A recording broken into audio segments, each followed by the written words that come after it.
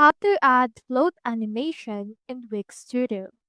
So in order to add a float animation, what we can do is we can just head over and then choose in here the actual element that we want to apply it.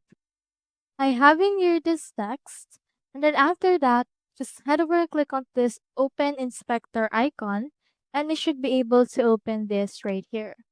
You can hover to your entrance and click onto this ad, and then from in there you can see some of the animations that we have. So under the entrance animation, you can scroll down and into the very bottom, we have in here the float.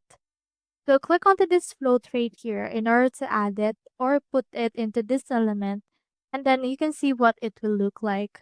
You can click onto this publish right here in order to publish this particular effect or animation that you have recently added into this element that we have. So that's how you actually add float animation in Wix Studio. Hope we helped.